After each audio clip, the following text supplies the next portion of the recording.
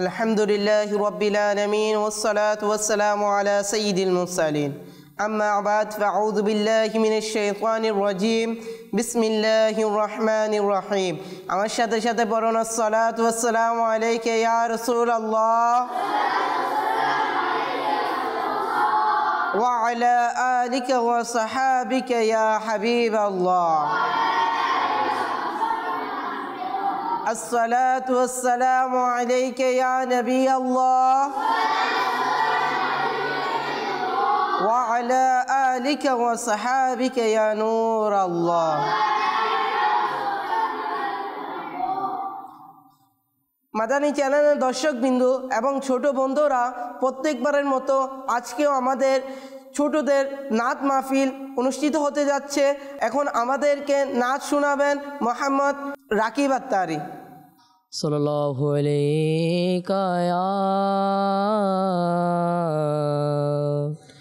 रसूलल्लाह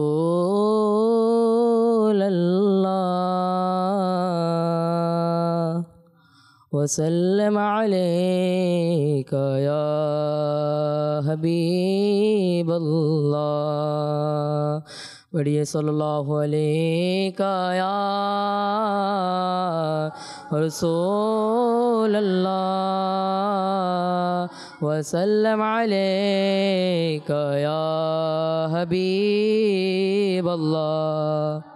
हमें काछे डेके नाओ ना मदनी मदीने वाले, हमें काछे डेके नाओ ना मदनी मदीने वाले, प्रेम शोदा पान कराओ ना मदनी मदीने वाले। सल्लल्लाहु अला मुहम्मद सल्लल्लाहु अलैहि वसल्लम, सल्लल्लाहु अला मुहम्मद सल्लल्लाहु अलैहि वसल्लम। हमें एकटू दीदार दाओ ना मदनी मदीने वाले, हमें एकटू दीदार दाओ ना मदनी मदीने वाले। हकेर हृदय तुम्हार ठिकाना, हकेर हृदय तुम्हार ठिकाना, मदनी मदीने वाले। या रसूलल्लाह या हबीबल्लाह, अल्लाह या रसूलल्लाह या हबीबल्लाह। मैं काछे डेके नाओ ना मदनी मदीने वाले, हमें काछे डेके नाओ ना मदनी मदीने वाले। प्रेम शोदा पन कराओ ना, प्रेम शोदा पन कराओ ना मदनी मदीने वाले। सलातो अस्सलाम अलैका या रसूलल्लाह, सलातो अस्सलाम अलैका या हबीबल्लाह। যখন হবে তোমার দিদার তখন ঈদ হবে আমার, যখন হবে তোমার দিদার তখন ঈদ হবে আমার। আমার স্বপ্নে এসো না, আমার স্বপ্নে এসো না মদনী মদীনে वाले। या रसूलल्लाह या हबीबल्लाह, अल्लाह या रसूलल्लाह या हबीबल्लाह। ছেড়ে গেছে মোর প্রিয়জন, ভুলে গেছে বন্ধু স্বজন, ছেড়ে গেছে মোর প্রিয়জন, ভুলে গেছে বন্ধু স্বজন। হে নবী তুমি ভুলো না, হে নবী তুমি ভুলো না মদনী মদীনে वाले। या रसूल अल्लाह या हबीब अल्लाह अस्सलातु अस्सलामु अलैका या रसूल अल्लाह अस्सलातु अस्सलामु अलैका या हबीब अल्लाह আমি যদিও গুনাহগার আমি যদিও গুনাহগার তবু উম্মত আমি তোমার আমি যদিও গুনাহগার তবু উম্মত আমি তোমার তোমার চরণে রাখো না তোমার চরণে রাখো না মদনী মদিনে वाले अस्सलातु अस्सलामु अलैका या हबीब अल्लाह अस्सलातु अस्सलामु अलैका या रसूल अल्लाह सल्लु अलल हबीब। মোহাম্মদ রাকিব আত্তারি অনেক সুন্দর করে আমাদেরকে নাচ শুনিয়েছেন। এখন আমাদেরকে বয়ান শোনাবেন মোহাম্মদ ইশতিয়াক আত্তারি।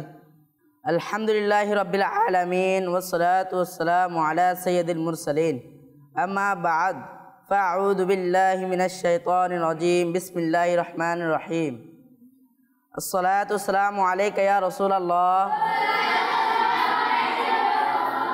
अस्सलातु वस्सलामु अलैका या हबीबल्लाह अस्सलातु वस्सलामु अलैका या नबी अल्लाह व अला आलिका व अस्हाबिका या नूर अल्लाह। दुरूद शरीफ फजीलत हज़रत मुहम्मद सल्लल्लाहु ताला अलैहि वसल्लम इरशाद करतें जे व्यक्ति दैनिक 313 বার আমার পর দুরূদ শরীফ পাঠ করবে আমার সাথে কিয়ামতের দিন তার সাথে মুসাফা ওয়াজিব হয়ে যাবে। সাল্লু আলাল হাবিব। প্রিয় ছোট্ট বন্ধুরা, এক মাদানী মুন্না তার মায়ের কাছে গিয়ে আবেদন করলো, প্রিয় আম্মাজান, আমাকে আল্লাহ পাকের সন্তুষ্টির জন্য আল্লাহর রাস্তায় ওয়াকফ করে দিন এবং আমাকে বাগদাদ শরীফ গিয়ে ইলমে দ্বীন অর্জন করার ও আল্লাহ পাকের নেক বান্দাদের দরবারে হাজির হয়ে তাদের ফয়েজ হাসিল করার অনুমতি দিন। তখন এই ছোট বন্ধুর সম্মানিত আম্মাজান আল্লাহ পাকের সন্তুষ্টি ও তার ইচ্ছায় সাড়া দিয়ে এবং প্রাণ প্রিয় পুত্রে আল্লাহর রাস্তায় সফরের জন্য পথের ব্যবস্থা করা আরম্ভ করে দিলেন। কলিজার টুকরা পুত্রের জামার সাথে 40টি দিনার সেলাই করে দিলেন। অতঃপর সফর রওনা দেওয়ার আগে মুহূর্তে পুত্রের কাছে থেকে এই কথা ওয়াদা নিলেন যে সর্বদা সত্য কথা বলবে। তারপর মহিষী মাতা আল্লাহ পাকের সন্তুষ্টি অর্জনের উদ্দেশ্যে নিজ পুত্রকে এই বলে বিদায় জানালেন, বাবা যাও, আমি তোমাকে আল্লাহর রাস্তায় জীবনে তরে ওয়াকফ করে দিলাম। আমি তোমার এই মুখখানি কিয়ামতের পূর্বে আর দেখব না। অতঃপর আল্লাহর পথের প্রতীক এই বালক মুসাফির ইলমে দ্বীন অর্জনের জন্য অদম্য আগ্রহ নিয়ে আউলিয়ায়ে কেরামের মোহাব্বতে বুকে ধারণ করে একটি বাণিজ্য কাফেলার সাথে বাগদাদ শরীফের দিকে যাত্রা করলেন। প্রতিমধ্যে 7 জন ডাকাত কাফেলার পথ রোধ করে তাদের যাবতীয় মালামাল লুটপাট করা শুরু করে দিল। ডাকাতরা কাউকে রেহাই দিল না। প্রত্যেকের কাছ থেকে তাদের মাল ও আসবাবপত্র সব কিছু তারা ছিনিয়ে নিল। কিন্তু মাদানী মুন্নাটিকে অল্প বয়স বালক হওয়ার কারণে কেউ কিছু বলল না। পরে এক ডাকাত তার পাশ দিয়ে যাওয়ার সময় এমনিতে বলল, হে বালক, তোমার কাছেও কি কিছু আছে? বালকটি স্পষ্টভাবে ভয়হীন কণ্ঠে বললেন, জি হ্যাঁ, আমার কাছে 40 দিনার আছে। এই ডাকাত কথাটিকে টাট্টার চলে উপেক্ষা করে চলে গেল। অনুরূপ উপর এক ডাকাতও তার পাশ দিয়ে যাওয়ার সময় জিজ্ঞাসা করল, তিনি তাকে একই জবাব দিলেন যে আমার কাছে 40টি দিনার আছে। ডাকাত দুজনের সর্দারের কাছে গিয়ে বলল, কাফালায় এমন একজন নির্ভীক বালকও রয়েছে যে এমন টমটয় মুহূর্তে ঠাট্টা করছে। ডাকাত সর্দার বালকটিকে ডেকে পাঠালো। তাকে জিজ্ঞাসা করলে তিনি তাকেও একই কথা বললেন যা পূর্বে বলেছিলেন। সর্দার তল্লাশি করে দেখলো সত্যি সত্যি 40টি দিনার পাওয়া গেল।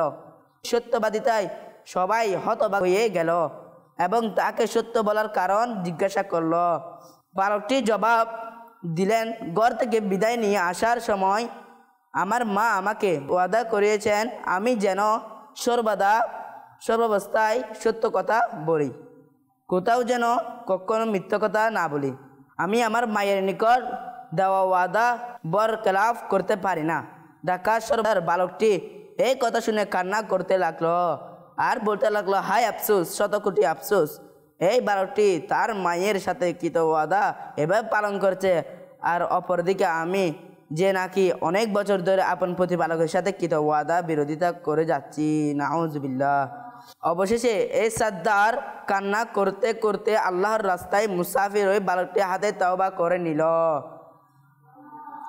তার বাকি সাথীরাও এই বলে তওবা করে নিল যে, হে আমাদের সর্দার, যখন মন্দের পথে তুমিও ছিলে আমাদের সর্দার, তো এখন সত্যের পথে তুমিও হবে আমাদের পথ প্রদর্শক। প্রিয় ছোট্ট বন্ধুরা, আপনারা কি জানেন আল্লাহর রাস্তায় এই ছোট মুসাফিরটি কে ছিলেন? তিনি আর কেউ নন, তিনি হলেন আমাদের প্রিয় মুর্শিদ হুজুরে গৌসে পাক সৈয়দ আব্দুল কাদের জিলানী রহমতুল্লাহ আলাই, যিনি সবে মাত্র আল্লাহর রাস্তায় কেবল সফরে সূচনা করলেন। আর সেই অল্প বয়সে কেবল মায়ের সাথে করা ওয়াদা সম্মান রক্ষা করার ফলে 7 জন ডাকাত তার হাতে তওবা করে নেয়। তাহলে একটু ভাবুন, বান্দা যদি তার মহান প্রতিপালকের সাথে করা ওয়াদা যথাযথ পূর্ণ করে, তাহলে সে কত মহান মর্যাদা অধিকারী হবে।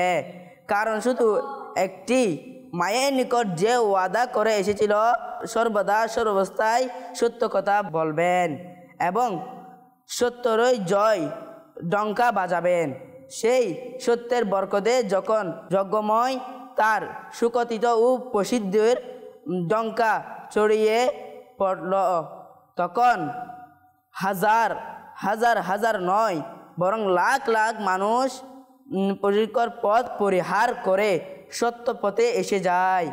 আর প্রত্যেক ছোট বড় সকলেই না শুধু তার বেলায়তে মেনে নিয়েছে, বরং সকলে তাকে তাদের মাথার মুকুটেও মেনে নিয়েছেন। সুবহানাল্লাহ। মিথ্যাচারের অসংখ্য ক্ষতি থেকে একটি ক্ষতি এটাও যে মিথ্যা বললে আল্লাহ পাক অসন্তুষ্ট হয়ে যান। যেমন আল্লাহ পাক ইরশাদ করেন, কানজুরিমান থেকে অনুবাদ, মিথ্যাবাদীদের উপর আল্লাহর অভিশাপ। নাউজুবিল্লাহ। জনেক বুজুর্গ ব্যক্তি হযরত সৈয়দনা হাসান বশরি রহমতুল্লাহ আলাই বললেন, হে আবু সাঈদ, আমি রহিম ও করিম আল্লাহ পাকের নাফরমানি করেছি, তো তিনি তোমাকে রোগাক্রান্ত করে দিয়েছেন। আমি সুস্থতা প্রার্থনা করেছি, তো তিনি অরোগ দান করেছেন। আমি আবারও নাফরমানি করলাম, তো পুনরায় রোগাক্রান্ত হয়ে গেলাম। আমি আবারও গুনাহ মাফ চাইলাম, অনুগ্রহের জন্য প্রার্থনা জানালাম, তিনি পাক পরওয়ারদিগার আমাকে পুনরায় সুস্থতা দান করলেন। আমি এভাবেই বারংবার গুনাহ করতে থাকলাম আর তিনিও গুনাহ ক্ষমা করতে রইলেন। পঞ্চমবার আমি যখন অসুস্থ হলাম, তখনও আমি আগের মতো গুনাহ থেকে মাপ চাইলাম এবং সুস্থ হওয়ার জন্য প্রার্থনা জানালাম। তখন আমার ঘরের কোণা থেকে এই গায়েবী আওয়াজটি শুনতে পেলাম যে, তোমার দুয়া মুনাজাত কবুল করা হয়নি। আমি তোমাকে অনেকবারে পরীক্ষা করেছি, কিন্তু প্রতিবারেই তোমাকে মিথ্যাবাদী হিসাবে পেয়েছি। নাউজুবিল্লাহ। মিথ্যা মুনাফিকের আলামত। নবী দুজাহান সরওয়ারে আলম হযরত সাল্লাল্লাহু আলাইহি ওয়াসাল্লাম ইরশাদ করেছেন, মুনাফিকের আলামত 3টি। 1. যখন কথা বলে মিথ্যা বলে। 2. যখন ওয়াদা করে পালন করে না। 3. যখন তার কাছে আমানত রাখা হয় খিয়ানত করে। যদিও সে নামাজ পড়ে, রোজা রাখে এবং নিজেকে নিজে মুসলমান মনে করে। প্রসিদ্ধ মুফাসসির হাকিমুল উম্মত মুফতি আহমদ ইয়ারকান রহমতুল্লাহ আলাই এক স্থানে বলেছিলেন, মিথ্যা সকল গুনাহের মূল। আল্লাহ পাক কোরআন মাজিদ ইরশাদ করেছেন, কানজুল ইমান থেকে অনুবাদ, নিশ্চয় সফল কাম হয়েছে ইমানদারগণ যারা নিজেদের নামাজের মধ্যে এবং অনর্থক কথা দিকে দৃষ্টিপাত করে না। আপনারা দেখলেন তো, যারা ভালো ভালো কথা বলে আল্লাহ পাক তাদের পছন্দ করেন, আর যারা মন্দ কথা বলে তিনি তাদের পছন্দ করেন না। কিন্তু দুর্ভাগ্যের বিষয়, বর্তমানে গালিগালাজ ও মন্দ সব কথাবার্তা খুব ব্যাপকভাবে বৃদ্ধি পেয়েছে। ছোট বাচ্চা কিংবা বৃদ্ধ নারী কিংবা পুরুষ সকলে দেখা যাচ্ছে এই খারাপ অভ্যাসে অভ্যস্ত হয়ে চলেছে। বরং আজকাল তো গালমন্দ করাটা কথার ফ্যাশন হয়ে গেছে, যে কথায় কথায় গালে দেওয়া হয়। বর্তমানে তো মানুষের হৃদয় এমনভাবে মরে গেছে যে একে অন্যকে খারাপ ভাষায় গালি দিচ্ছে আর হাসছে, আর এমনইভাবে রাগের অবস্থায় গালমন্দ করা স্বাভাবিক হয়ে গেছে। বলতে গেলে বর্তমানে যুগটা এমন হয়ে গেছে যে হাসি ঠাট্টাতে গালি দেওয়া হয় এবং রাগের সময় গালি দেওয়া হয়। নাউজুবিল্লাহ। গালি দেওয়া অত্যন্ত মন্দ কাজ। আপনাদের মাঝে কেউ কি এমন সাহস করবে যে নিজের পীর, উস্তাদ, পিতা মাতা কিংবা সম্মানিত কোনো ব্যক্তির সামনে গালি দিবে? কখনো না। তাহলে একটু ভেবে দেখুন, আমাদের সবচেয়ে সম্মানিত মহান প্রতিপালক আল্লাহ পাক সর্বদা আমাদের দেখছেন, আমাদের কথাবার্তাগুলো শুনছেন। তিনি তো বরং আমাদের সহরূপ থেকে খুব নিকটবর্তী। তাহলে গালি দেওয়ার সময় কিংবা মন্দ কথাগুলো বলার সময় আমাদের কেন এই অন্তর্বর্তী জায়গা না? যেমন দেখুন, হযরতে সৈয়দনা বিশর হাফিজ রহমতুল্লাহ আলাই খুব কমই কথাবার্তা বলতেন এবং বন্ধু বান্ধবদের বলতেন, একটু ভেবে দেখো নিজের আমলনামাতে তোমরা কি লিখে নিচ্ছ, কেননা তা তোমাদের রবের নিকট পেশ করা হবে। অতঃপর যারা মন্দ কথাবার্তা বলে তাদের নিকট আফসোস। তোমাদের কোনো বন্ধুদের জন্য কিছু লেখানোর সময় তাদের যদি মন্দ কিছু লিখিয়ে থাকো, তাহলে তার কাছে তা তোমার নির্লজ্জতা বলে ধারণা হবে। সেক্ষেত্রে আল্লাহ পাক সাথে তোমাদের আচরণ কিরূপ হওয়া চাই? গালিগালাজ ইত্যাদি দেবার সময় আমাদের এই কথাটি কেনই বা মনে পড়ে না যে আল্লাহ পাকের নিষ্পাপ ফেরেশতারা আমাদের সকল কথাবার্তা লিখে নিচ্ছেন। তাহলে আমাদের মুখ থেকে বের হওয়া নির্লজ্জতা, গালিগালাজ ও মন্দ কথা, অশ্লীল কথাবার্তাগুলো যখন তাদের লিখতে হয়, তাদের কীরূপ কষ্ট হয় অন্তর্ভুক্ত হবে মনে হয়। যেমন হযরতে সৈয়দনা ইমাম হাসান বশির রহমতুল্লাহ আলাই বলেন, মানুষের উপর বড়ই আশ্চর্যবোধ হয় যে তার সাথে স্বয়ং কিরমান কাতিবিন রয়েছে, জিহ্বা তাদের কলম এবং তার তুতু তাদের কলমের কালি। তা সত্ত্বেও সে অহেতুক কথাবার্তা বলে থাকে। সব সময় আল্লাহ পাকের আযাব ও গজব থেকে মুক্তি চাইতে থাকুন, আর এমন কথাবার্তা থেকে সর্বদা বিরত থাকুন যেসব কথাবার্তা আল্লাহ পাক অসন্তুষ্ট হন। সব সময় ভালো ভালো কথাবার্তা বলুন, কেননা মদিনা তাজদার হুজুরে পুর নূর সাল্লাল্লাহু তাআলা আলাইহি ওয়াসাল্লাম ইরশাদ করেন, নিঃসন্দেহে বান্দা কখনো আল্লাহর পছন্দনীয় এমন কোনো বাক্য উচ্চারণ করে ফেলে যে বাক্যটির দিকে তার কোনো খেয়ালই থাকে না, অথচ সেই বাক্যটির কারণে আল্লাহ পাক তার অনেক গুণ মর্যাদা বৃদ্ধি করে দেন। সুবহানাল্লাহ। পক্ষান্তরে নিঃসন্দেহে বান্দা কখনো আল্লাহ পাকের অপছন্দনীয় কোনো বাক্য উচ্চারণ করে ফেলে যে বাক্যটির দিকে তার কোনো খেয়ালই থাকে না, অথচ সেই বাক্যটির কারণে সেই দুজকে পতিত হওয়ার উপক্রম হয়। নাউজুবিল্লাহ। আমাদের উচিত আমাদের জিহ্বাকে সংযত রাখা, গালমন্দ, অশ্লীল ও নির্লজ্জতা কথাবার্তা থেকে আমাদের বেঁচে থাকা উচিত, যাতে আমাদের আখিরাতে নাজাত পেয়ে যায়। যেমন হযরতে সৈয়দুনা উকবা বিন আমের রাদিয়াল্লাহু আনহু থেকে বর্ণিত, তিনি বলেন, আমি রাসূল পাক সাল্লাল্লাহু আলাইহি সাল্লামের দরবারে হাজির হলাম এবং আরজ করলাম নাজাত মুক্তি কি, অর্থাৎ আমি কি করলে নাজাত পেতে পারি। প্রিয় নবী সাল্লাল্লাহু আলাইহি ওয়াসাল্লাম ইরশাদ করেন, তোমার জিহ্বাকে সংযত রাখবে, ঘরে তোমার জন্য জায়গা রাখবে, অর্থাৎ অহেতুক এদিক সেদিক যাবে না, এবং তোমার কৃত গুনাহের স্মরণে কান্না করবে। এবার আসুন আমরা গালি দেওয়ার শরীয়ত হুকুম সম্বন্ধে কিছু জেনে নিই। আল্লাহ পাক গালিগালাজকারীদের অপছন্দ করেন এবং তার দুশ্মন হিসেবে জানেন। নাউজুবিল্লাহ। প্রিয় নবী হুজুর পুর নূর সাল্লাল্লাহু আলাইহি ওয়াসাল্লাম ইরশাদ করেন, অশ্লীল আলাপকারীর অর্থাৎ যারা গালি দেয়, অহেতুক কথাবার্তা বলে, তাদের জন্য জান্নাত হারাম। নাউজুবিল্লাহ। কোন বুজুর্গানের দিনকে কেউ যখন গালি দিত তখন তারা রাগ করতেন না, বরং তার মঙ্গল কামনা করতেন, দোয়া করতেন এবং তার সাথে উত্তম ব্যবহার করতেন। বড়ই দুর্ভাগ্যের বিষয়, বর্তমানে আমাদের অবস্থা বরাবরই তার উল্টা দৃষ্টিগোচর হচ্ছে।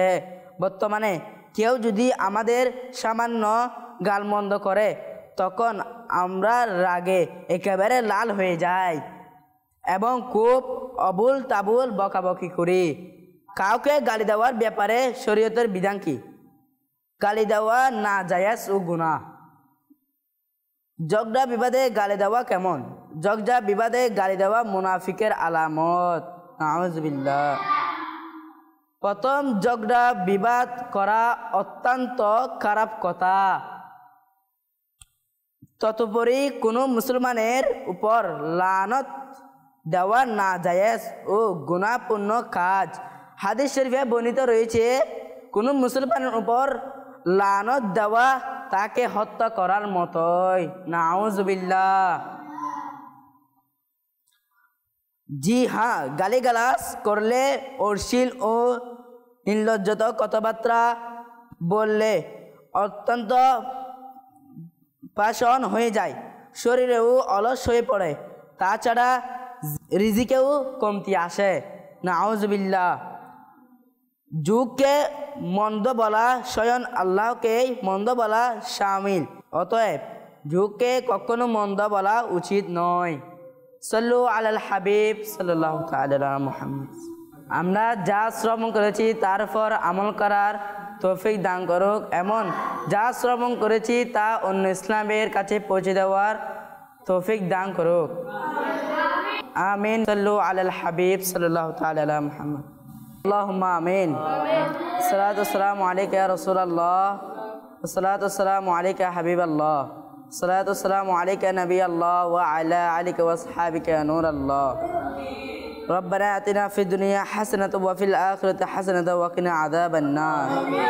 ইয়া আল্লাহ মালিকুল মাওলা, আমাদের মা বাবার গুনাহ মাফ করে দেন, উস্তাদের গুনাহ মাফ করে দেন, সকাল থেকে যা ইলমে দিন হাসিল করেছি তা স্মরণ রাখার তৌফিক দান করুক, যা শ্রবণ করেছি তার উপর আমল করার তৌফিক দান করুক, যা আমল করেছি তা অন্যের নিকট যে পৌঁছে দেওয়ার তৌফিক দান করুক। আসসালাতু ওয়াসসালামু আলাইকা ইয়া রাসূলুল্লাহ, আসসালাতু ওয়াসসালামু আলাইকা হাবিবাল্লাহ, সালাতু ওয়াসসালামু আলাইকা নবিয়াল্লাহ ওয়া আলা আলিকা ওয়া আসহাবিকা নূরাল্লাহ। আমিন আমিন বিরহমাতিকা ইয়া আরহামার রাহিমিন। या नबी सलाम अलैका, या रसूल सलाम अलैका, या हबीब सलाम अलैका, सलावातुल्लाह अलैका, तलअल बद्रु अलैना मिन सनियतिल वदाअ वजब शुक्र अलैना मा दआ लिल्लाहि दाई या नबी सलाम अलैका या रसूल सलाम अलैका या हबीब सलाम अलैका सलावातुल्लाह